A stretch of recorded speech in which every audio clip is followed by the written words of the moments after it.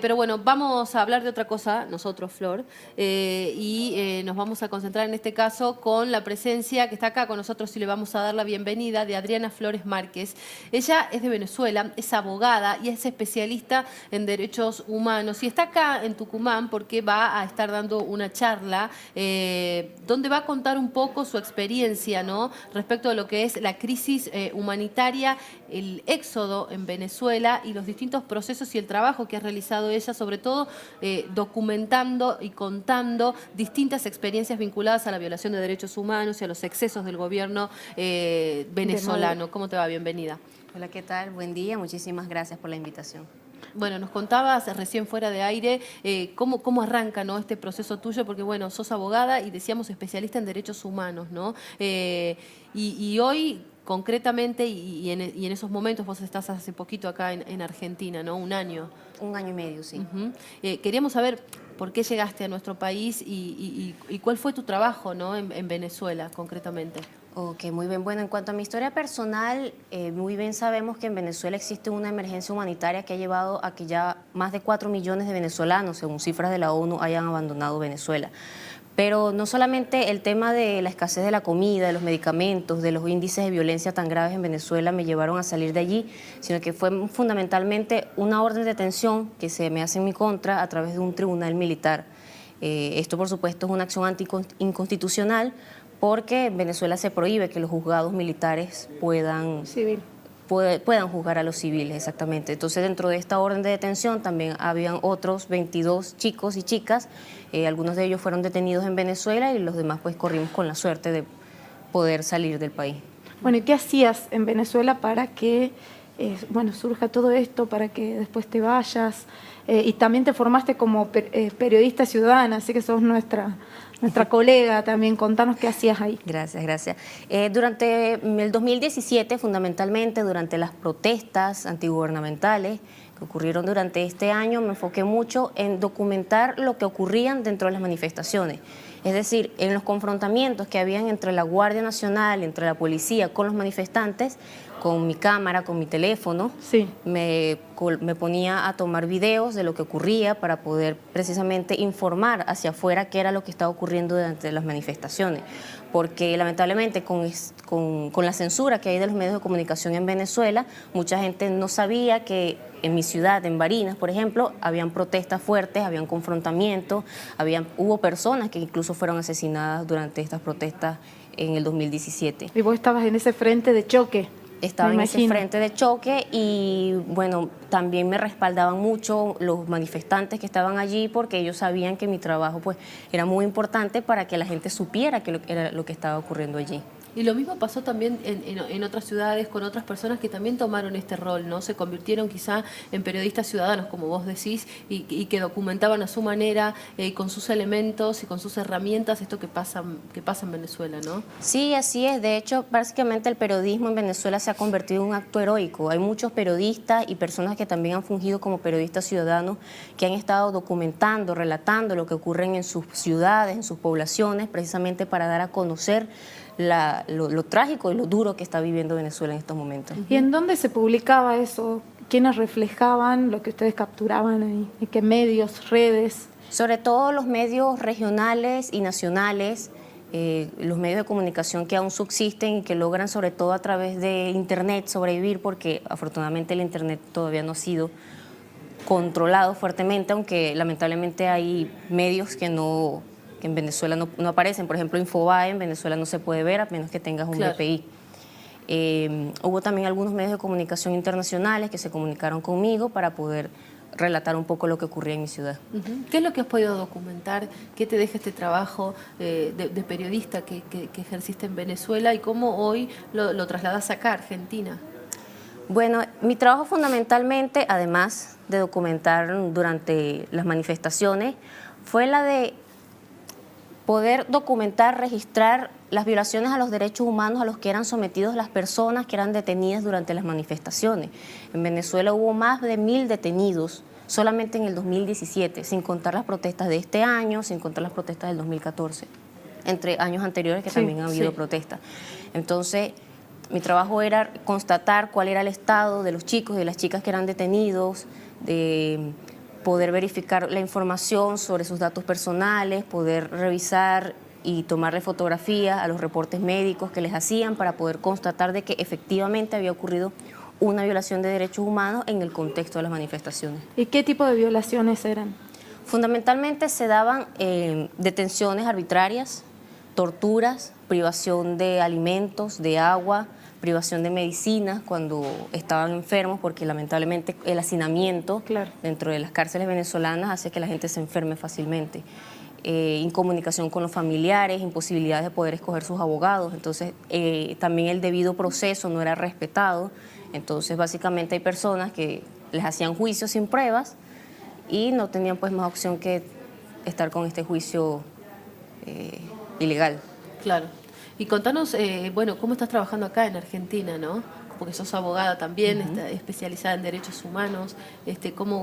¿Cuál es el nexo, ¿no? de todo esto con lo que es tu pasado también en Venezuela? Bueno, actualmente en Argentina estoy trabajando fundamentalmente con la migración venezolana.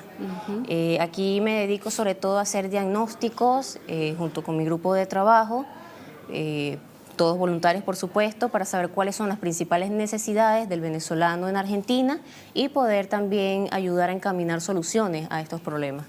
¿Cuáles son esas necesidades, por ejemplo? ¿Qué es lo que están registrando de la llegada de los venezolanos a Tucumán, concretamente, por ejemplo? Bueno, nos percatamos que hay ciertos problemas que son generalizados, por ejemplo, el de la salud mental. Este desarraigo abrupto que han tenido los venezolanos y las venezolanas una vez que salen de Venezuela hacen que muchos sufran de depresión, que sufran de ansiedad, de distintos problemas que los afectan en su salud También mental. la separación con sus familias, eso repercute enormemente en la cabeza La separación de una con las persona. familias, las imposibilidades de poder tener la misma dieta alimentaria que había en Venezuela, que si de por sí, bueno, era difícil conseguir comida, pero de repente de vez en cuando te puedes comer una arepa. Aquí pues se hace algo más cuesta arriba y más en las provincias. Ya por lo menos en Buenos Aires se puede conseguir harina para hacer arepa. ¿Cuáles son las características quizá con las que llega, ¿no? Un venezolano en general acá, ¿no? Solo, sin su familia, con su familia, edades? ¿Qué registro tenés de eso? Ok, la población venezolana que llega a Argentina no es la misma que llega a los otros países de la región. En su mayoría quienes llegan para acá son personas con profesión o por lo menos con un secundario. Claro. Hay muchos jóvenes y cada vez están llegando más jóvenes a Argentina. De hecho, Argentina es un país muy atractivo para los jóvenes. Y están llegando también muchas personas, mujeres solas, que vienen con sus hijos, porque saben que aquí por lo menos pueden conseguir el tratamiento médico para los chicos, personas con enfermedades terminales, enfermedades fuertes, que pueden hacerse los tratamientos médicos aquí en Argentina. Por otro lado, también llegan muchas personas con pocos recursos económicos, porque ya las últimas olas migratorias están ya yéndose las personas que no tienen suficientes recursos, entonces venden lo poco que tienen en Venezuela para poder conseguir un pasaje para poder llegar hasta Argentina. ¿Qué oportunidades laborales les está dando Argentina a los venezolanos? ¿Qué es lo que tienen ustedes en ese registro, por ejemplo? Bueno, aquí en Argentina ha habido mucho campo de trabajo, sobre todo en el área tecnológica. Entonces, muchas personas que tienen algún tipo de relación con el área tecnológica, ingenieros, científicos, personas programadores, logran conseguir trabajo en estas áreas. Sin embargo, esto no significa que muchos de los que llegan, por no decir la gran mayoría, empezamos trabajando en rubros como meseros, mozos, volanteros, haciendo trabajos pequeños, trabajando en autolavados, por ejemplo, y bueno, ya uno poco a poco va pudiendo estabilizarse y conseguir mejores empleos. ¿Cómo ves hoy Venezuela? ¿Qué sentís también al enterarte de algunas noticias, lo poco que se puede filtrar de lo verdadero que sucede allí? Bueno, la Venezuela que yo dejé hace año y medio no es la misma Venezuela de hoy. La Venezuela de hoy es todavía más dura que la Venezuela que dejé. Mi familia y mis amigas me comentan que hoy en día en Venezuela prácticamente la luz se va de 10 a 12 horas diarias. De 10 a 12 horas diarias, porque bien es conocido que en Venezuela los servicios esenciales son subsidiados, como lo es el gas, la gasolina, el agua, la electricidad. ¿Y qué es lo que hace esto? Que no hay dinero para poder hacerle mantenimiento a los equipos. Entonces, si los equipos se dañan, sencillamente los servicios fallan. El transporte público, por ejemplo, el metro de Caracas, que era el medio de transporte modelo durante los años 80, 90, hoy en día prácticamente está inoperativo, está a punto de cerrar de hecho porque no hay forma de hacerle mantenimiento. ¿Qué pensás cuando escuchás hablar acá en Argentina? Pasa falta poco para las elecciones y hay gente que justamente vincula a uno de los candidatos con esta cercanía, ¿no?, que hubo en algún momento con Venezuela, ¿no? Estamos hablando de Alberto Fernández. ¿Qué ves de esta realidad argentina local y la posibilidad de que justamente pueda ser electo Alberto Fernández? Como mi especialidad es derechos humanos y como mi realidad la pasé mis primeros 23 años en Venezuela, hasta que llegué para acá, te voy a contar sobre Venezuela. Cuando nosotros, hace varios años atrás, yo tuve la oportunidad de inmiscuirme con personas cubanas, porque si bien es bien sabido que Cuba manda personas como médicos, como profesores, a otros países, y bueno, en Venezuela nosotros recibimos muchos cubanos. Y nosotros escuchábamos la realidad de los cubanos y por supuesto para nosotros era muy duro tener que escuchar estas historias tan terribles de personas que están pasando lo mismo que nosotros. Y nosotros en aquel entonces decíamos, bueno, pero nosotros no vamos a ser como Cuba. Y aquí estamos. Somos un país que no se diferencia mucho con las carencias que vive el pueblo cubano hoy en día. ¿Me pones ese ejemplo porque te parece que en Argentina puede pasar algo parecido? Mi apreciación personal me dice que sí. Hay muchas cosas que se parecen precisamente en las políticas públicas, por ejemplo el tema de las expropiaciones. Sí. A partir del gobierno de Hugo Chávez, las políticas de expropiaciones se endurecieron mucho y eso hizo que las tierras productivas se perdieran. De hecho, una de las cosas que me llamó la atención de Tucumán es que Tucumán se parece mucho a mi estado. Yo vengo de Barinas, es un estado agricultor, un estado ganadero, se produce azúcar, se produce caña de azúcar, se produce maíz, soja, entre otros rubros, carne, por ejemplo.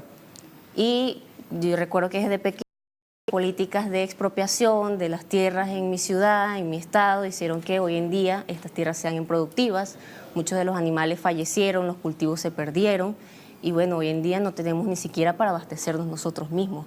Entonces son esta clase de síntomas que hacen que reacciones ante esta situación. Y a ver, Argentina es nuestro segundo país para quienes vivimos aquí, nuestro segundo hogar. Y de verdad sería muy doloroso para nosotros tener que dejar nuevamente nuestro hogar. Gracias, muchísimas gracias. Recordarles a ustedes, porque bueno, Adriana Flores Márquez va a estar justamente mañana brindando una charla, una conferencia. Esto va a ser en La Paz 2051 en Yerbabuena, así que bueno, quienes quieran acercarse y conocer más en profundidad las cifras y todo lo que ha documentado en su trabajo, bueno, lo pueden hacer ahí, ¿no?, en esta convocatoria. Perfecto, Gracias. muchísimas gracias. No, gracias a ustedes, muy Vamos amables. a hacer una pausa, en un ratito venimos con más.